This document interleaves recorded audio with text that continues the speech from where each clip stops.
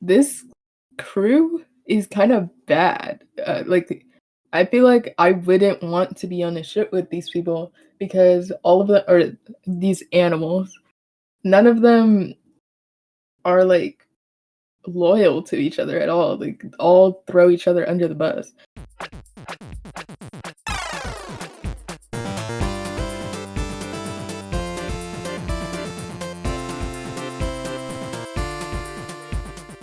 Hi, welcome to the podcast. I'm Joycelyn, your player one, and today, before we get into the episode, again, like I said last week, after this episode, 1 hour after this episode is posted, there will be a Q&A on Instagram.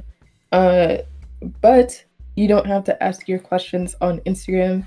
You can ask them anywhere. On Twitter, on the Discord, anywhere. Yeah. And all of the questions will be answered in a special anniversary episode of the podcast. So go ask your questions, please. I'm waiting to answer them. So today, Indie House, we've got Pirate Box Detective by Cajji. Is that how you say it? It is a narrative detective game. Technically, they're also pirates, but just ignore that part, really. It's just a detective game. I don't even know what a pirate game would be. A short premise of the game is Felix the Fox, the famed pirate detective, is called to the courtship to investigate the case of the notorious pirate feline Captain Claus's missing eye patch. He's tasked with investigating Claus's crew, the paddling pirates, in order to get to the bottom of the mystery surrounding the strange disappearance. However, something seems odd. Could the paddling pirates be hiding something? And there's no content warnings for the game, obviously, other than alliteration, which tripped me up just then. The game is free, available on itch.io for Windows, Mac, and Linux, and also browser, obviously. I tried to play this game for Mac because I have a Mac. I tried to download it through the itch.io app, and it didn't work for me. Well, I downloaded it, but it wouldn't open. I think it needed an update or something. I don't know, but it wouldn't actually let me play, so I had to play on browser. But I don't think it really affected my gameplay at all, honestly. I finished the game in 43 minutes. It was pretty easy for me. I only got stuck once on Dory, on Dory's 6th clue, but then I realized that you can pick up some of the things in the world. You can interact with them and pick them up and use them as clues. So I got past that pretty quickly. It is a click and drag game. So the whole thing of this game is you talk to each character, and then once you're done talking to them, in your inventory you get clues, and whatever clues pertain to other people, you go back to another person and you drag the clue to them to make them explain it to you, or give their side of the story, something like that, anything like that. Obviously this crew is kind of bad. I feel like I wouldn't want to be on a ship with these people because all of them are these animals. None of them are loyal to each other at all. All throw each other under the bus. Which I guess under the boat, it's bad. I don't understand. But anyways, the mixture of 3D and 2D is great. Also, just about the map, it's so funny. The map, not being... it looks like it was drawn with crayon or colored pencils. It's so cute. I love it. I love it, love it, love it. The music was good. It did get a little bit repetitive, but I do like that it stops whenever the character you're talking to is like shocked or defensive or just upset in any way. I like that. That's fun. The story was fun. I also really, really love the log so that you can see the story of every single character based on all the clues, like separated by time, so that you can kind of figure out the mystery yourself without just having to go through the game and figure it out that way. Like if you wanted to go and figure it out yourself before the game figures it out, because you can see what everybody said like over again, basically all in one place, which is really cool.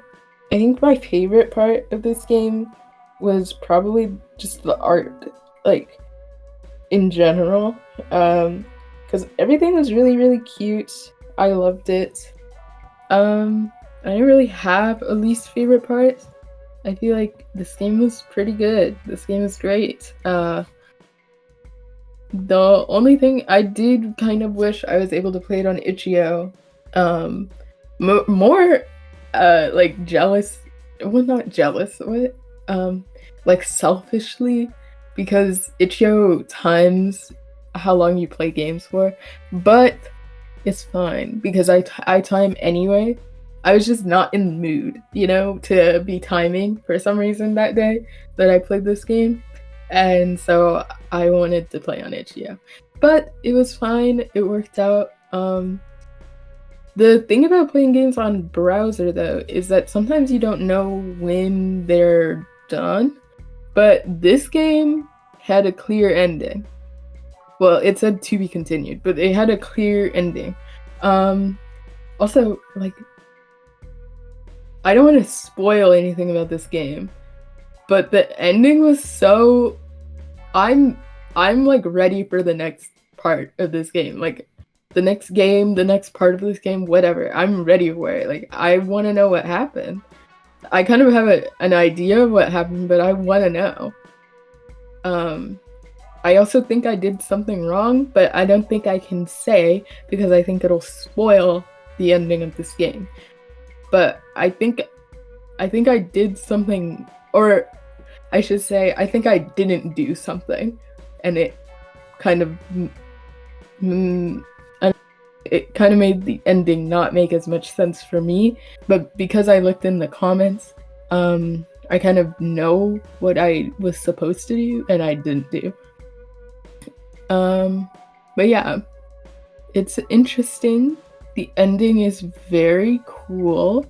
I will say that. I wish I could have played it on itch.io, but it's all in the past. I hope I can play the next one on itch.io. That is my goal. If it works on itch.io, I will play it. And if it's on browser again, then I'll play it too. But yeah. So I do recommend this game. If you like puzzle games and you don't want to play something super difficult, you'll love this game. This game is not hard at all. And if it does get hard for you, obviously you can go to the comments on itch.io and read about how other people solved different parts of the puzzle, which I think is pretty good. It's pretty cool. I actually liked that. That was how I finished Echo Beach.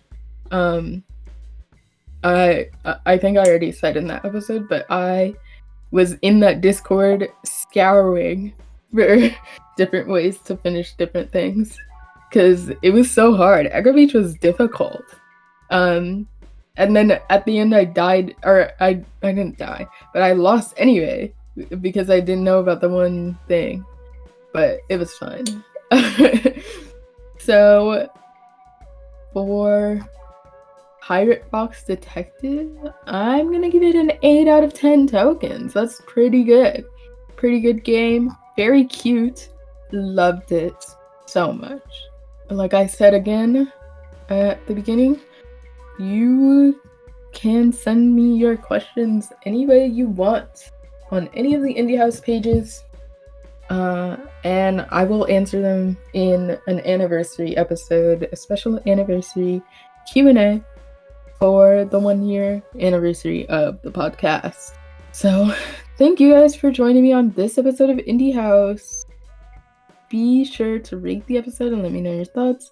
I've got a Discord server called Indie House Official, which would be a great place to give your feedback, talk to me, my collaborators, or other listeners of the show.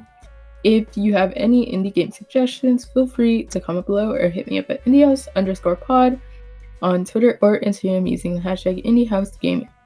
If you would like to support the podcast and get some cool extra content, you can find the Patreon in the card. Check us out next week on YouTube, Spotify, Apple Podcasts, and Google Podcasts. And also, if you would like, you can leave your questions in the comments of the YouTube video.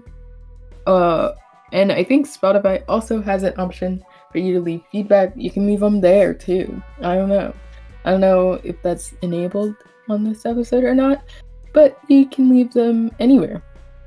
I promise I will answer. See y'all on the next level. Bye!